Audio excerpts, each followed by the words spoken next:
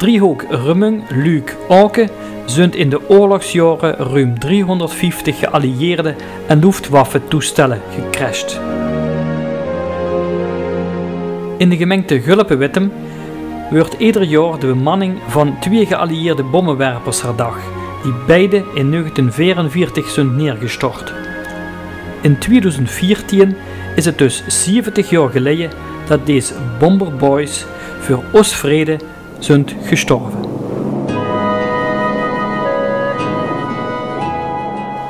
Wie wil dat er denk ik nog gaan? Ik weet het, vooral het eerste, dan komen ze al overdag.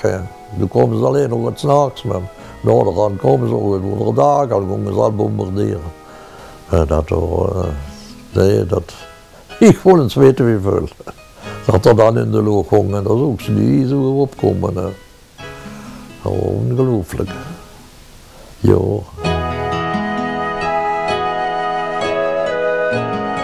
Op Kartiels en in der Wagelderbusch vingen voor de plaatsje waar de bommenwerpers zich in der grond boorden.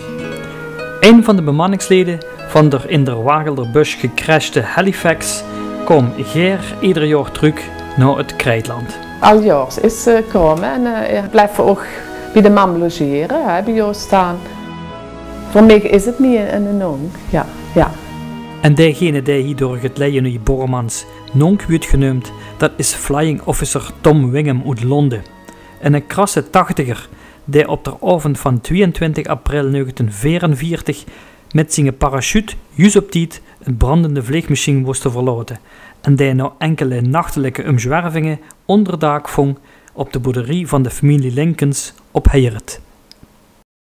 I did my first tour on the 102 Squadron, which was the third highest casualty rate in Bomber Command. We lost over 1,000 aircrew during the war. We were in it right from the word go, and we were still there at the end of the offensive. Wat Wingham vertelde op zijn bezoeken hier en wat hij ook heel duidelijk in zijn boek heeft weergegeven, dat is hoe ze toch min of meer als vrijwilligers, als amateurs in een vliegtuig zitten. Met levensgevaar, wat ze zich in het begin niet echt realiseerden. Maar ze doen het toch. Uit een mix van vaderlandsliefde en de strijd tegen het boze, maar ook avontuur. En dat kun je eigenlijk niet voorstellen nu. Dat die jongens een avontuur gingen doen waarvan ze toch hadden moeten weten, of misschien wel geweten hebben, dat het levensgevaarlijk was. Het vliegmachine van de crew van Tom Wingham en een Handley Page Halifax wordt neergestort in de Wagelderbusch. Dat is nu aan de rand van de greens van de Wittemse golfclub. Nadat hij zich met zijn parachute in veiligheid had gebracht, kwam hij uiteindelijk uit bij een boerderie in Teuven. Hij heeft zich eerst verstopt, en dat zullen honderden andere neergestorte vliegeniers hebben gedaan. Hij heeft zich eerst verstopt, want hij wist dus niet waar hij was. Zat hij heel misschien in Noord-Frankrijk, of in België, of in Nederland, bij bevriend volk, of in Duitsland. Dan moet je niet aankomen met excuse me, do you know the time? En zelfs in Nederland had je natuurlijk collaborateurs. Dus hij moest toch gaan uitvogelen van waar ben ik en kan ik iemand aanspreken.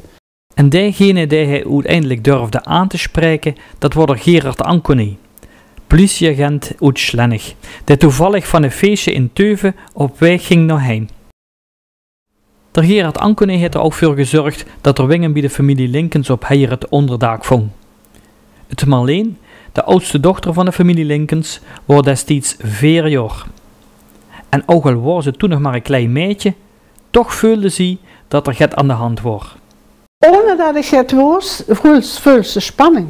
En achteraf huiste worden. Nou, dat was ik niet. Ja. Met de deur in het midden, en dan gaat ze de gang in en dan had ze links een kamer en rechts een kamer.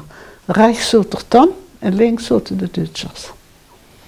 Er waren geen huis, maar we hadden daar 2, 3, 4 kamers en een grote zolder. Het was groot, dus dat was verstopt. En we mochten niet naar buiten en niet naar de keuken, uit de keuken, Maar die spanning in een huis, dat heb ik gevoeld. Dat weet ik nu nog, dat voel ik nog. Die spanning wat ik in huis was. Maar hoeveel en dat weet ik niet. Ben ik achteraf dus pas te werken.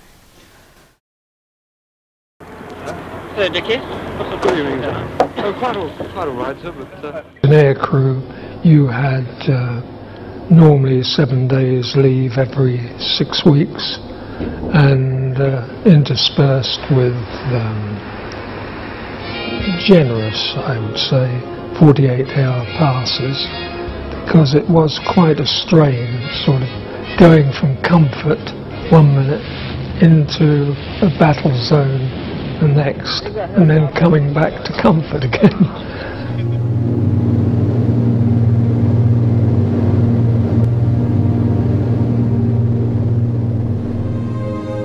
En dan vliegen ze daar, Winghem, als bommenrichter, naar beneden kijkend door een zoeker, met een collega of 6. En ineens knalt er iets en moeten ze naar buiten uit zo'n stuk ijzer, uit zo'n vliegtuig. Het is toch ongelooflijk dat dan klemt het luik en dan kregen ze niet open.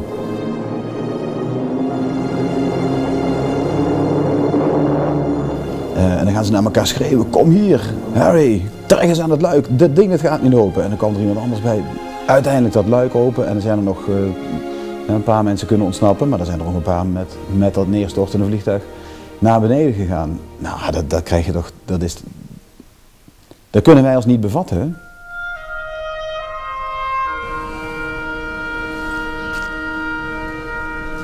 De pap, daar had een mal zien naar ogen komen. Die stond buiten met de buurman.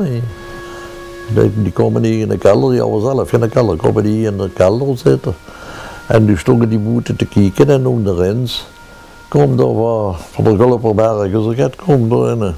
Och, dat kun je binnen branden. En die allebei naar de kelder natuurlijk, ja, en toen op het huis al gevallen, mogen we toch niet meer geweest.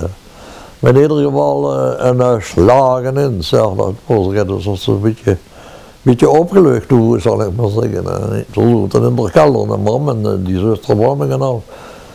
En toen, ja, wie het vrijgegeven, dat is luchtalarm verveiligd dan, dat het gedaan wordt. Gewoon van de boot hier aan de deur kijken, dus stond daar alles in brand. I never saw myself being shot down, actually, which was a mistake because many people were well prepared for it. I wasn't really. Many people used to take razors and things like that with them, but since I always felt that I wasn't going to get shot down, it's not something I ever bothered with.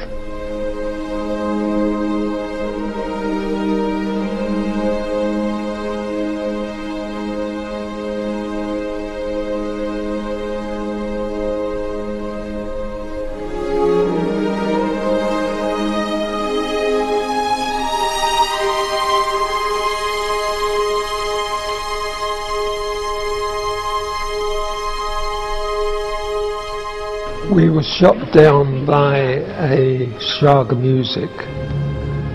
We didn't know at the time what had hit us. Some of the German night fighters had upward firing cannons at about 75 degrees. They could consequently come along underneath the Halifax or Lank and could fire upwards into usually the wing tank, petrol tank, which was, you were a goner as soon as they'd fired. Per aanval waren verliespercentages van 10%, waren helemaal niet gek. Moet je nagaan, dan heb je 100 vrienden, bekenden. Nou, je stapt in je vliegtuig, je gaat vliegen. Je hebt een doel. Nou ja, ik zou het geen avontuur durven noemen. Maar normaal gesproken kom je met 90 terug en is het niet de vraag van zijn er doden, maar welke namen zijn het?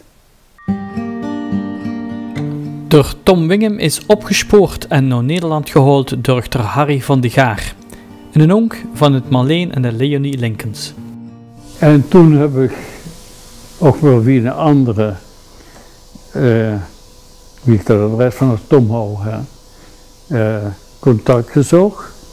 En dan moet je nu een zo'n weekend over te komen. Is in Zeebrugge gaan ophalen, naar de overkant met de boot, van nog gaan ophalen. En dan zijn ze naar Teuven gegaan, op zoeken, kijken naar dat huis, hoe ze er toen verstopt hadden op een boete-wc. Dus die wc die stond een stukje achter het huis. En wie het te duister was, toen hebben ze hem opgehaald naar hun. En na een paar dagen had er nog ene dag weer niks in stemmig gezeten.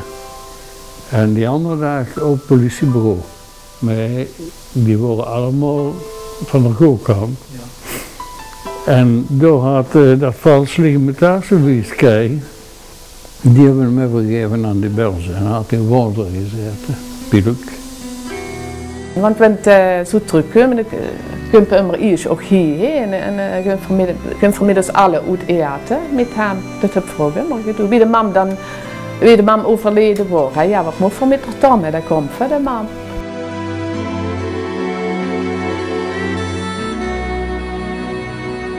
En nou Tom, dat blijft komen, ja, en heb voor ons bij je getrommeld en wie hij dan komt en zorgde ervoor dat het hotelletje, of dat reserveerde hij zichzelf al.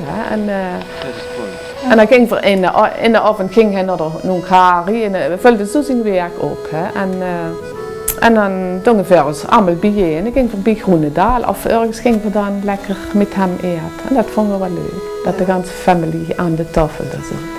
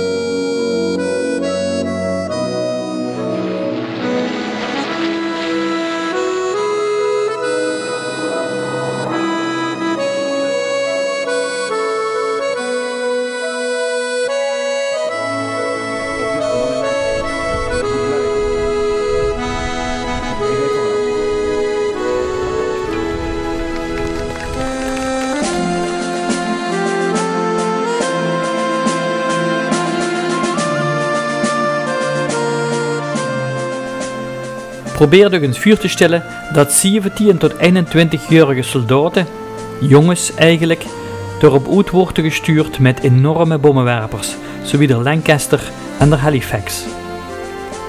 Maar wat zijn dat eigenlijk voor vliegmachines? De heer Kempener uit Schlennig weet alles van vliegmachines uit de Tweede Wereldoorlog. En hij weet ook wat de geallieerden en met name de Britse luchtmacht nodig hadden.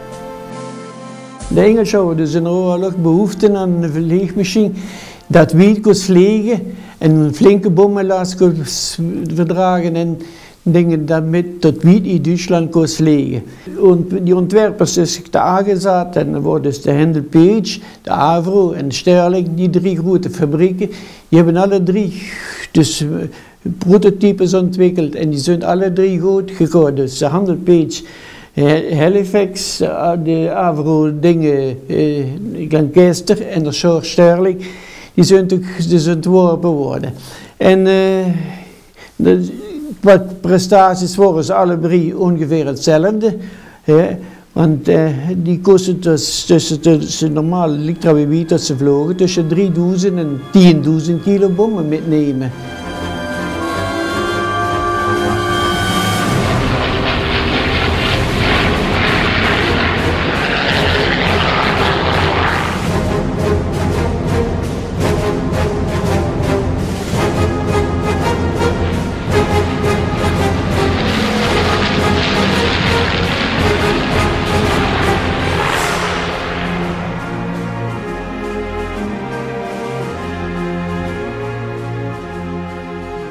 Het zijn vliegmachines, nou ja, de dingen er, De Halifax, die houdt een bemanning van 7 personen.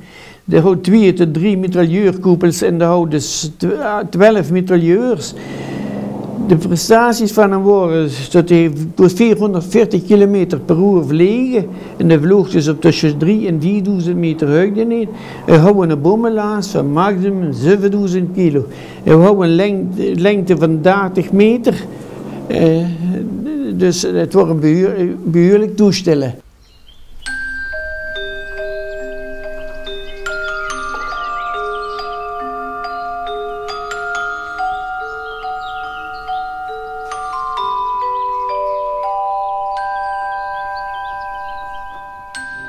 Op de Soekerknip in der Busch bij Mechelen vingen voor ogen monument ter nagedachtenis aan nog een neergestorte bommenwerper van de geallieerden. In de nacht van 13 op 14 februari 1943 stortte hier de Halifax DT-694 neer, nadat deze was beschoten door een Duitse jager en het luchtafweergeschut van de eerste batterie zware vlak dat opgesteld stond in de buurt van de Venbaan. Dit kleine monument werd onderhouden door de buurtbewoners.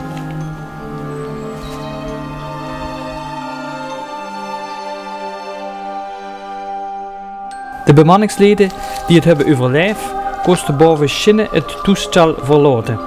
Het vliegmachine met de al overleden piloten boorde zich hier bij Mechelen in de grond.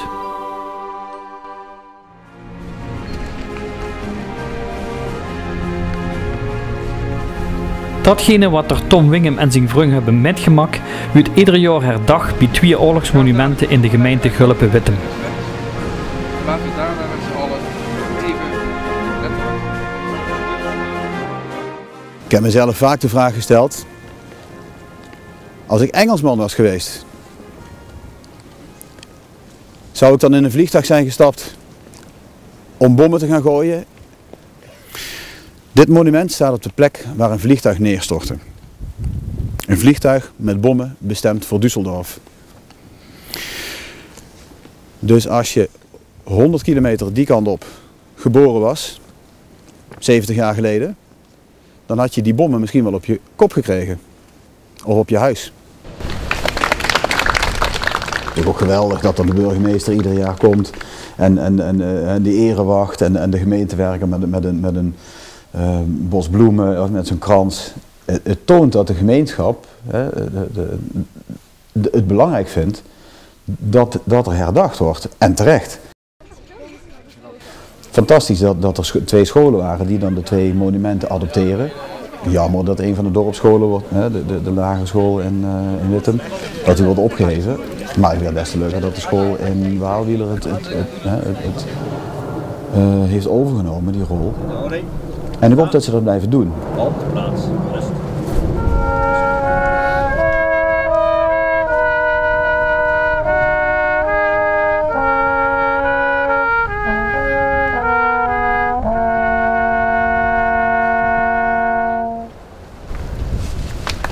Ja, die herdenking is eigenlijk officieel 20 jaar geleden begonnen op een initiatief van Leo Peerboom uit IJs, Leo Pierey uit Wittem en Leo Jacobs uit Kartiels.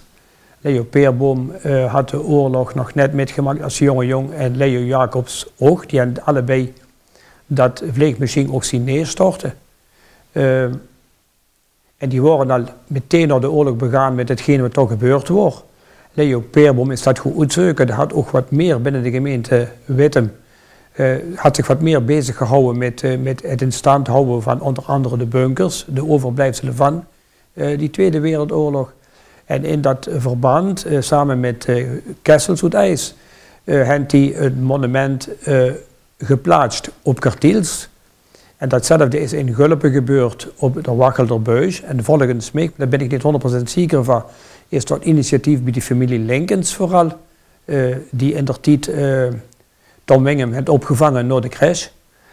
En op dat initiatief is 20 jaar geleden een grote herdenking geweest en er zijn een aantal overlevenden van die crashes uitgenodigd in Wittem en in Gulpen. En door onder andere Tom Wingem bij en Gordon Stacy uit Canada. En vanaf dat moment is er ieder jaar een herdenking geweest, zowel op Kartiels als in de Wachelderbuis.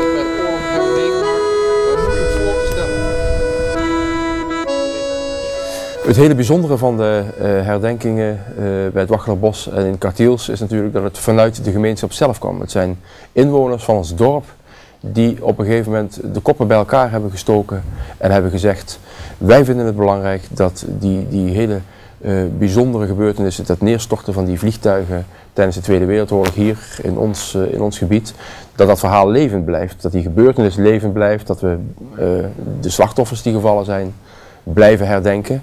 Maar ook het verhaal van de overlevenden van die crash blijven vertellen en blijven uitdragen.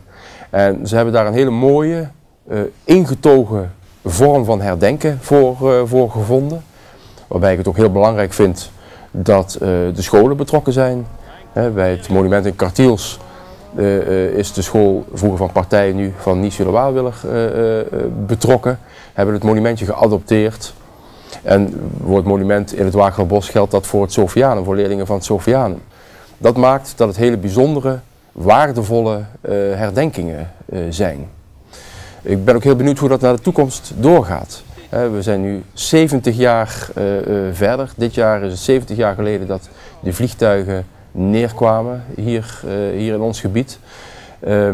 Tot nu toe heeft het comité hele goede herdenkingen steeds neergezet en ook dit jaar zullen die weer plaatsvinden.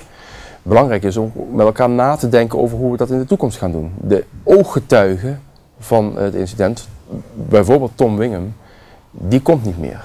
Die is inmiddels op een leeftijd dat hij echt niet meer die reis kan beginnen. We zullen dus moeten nadenken met elkaar hoe we dat verhaal levend houden. En daar zijn dit soort initiatieven denk ik ook heel erg belangrijk bij. En wat ons betreft de vraag van wie lang gaat dit nog door? Zolang als er belangstelling is, zolang als we denken dat we een boodschap kunnen overdragen aan een nieuwe generatie, zullen we dat blijven doen. Dus wat ons betreft zullen we volgend jaar ook weer het 71 jaar geleden vieren. En herdenken, maar vooral herinneren.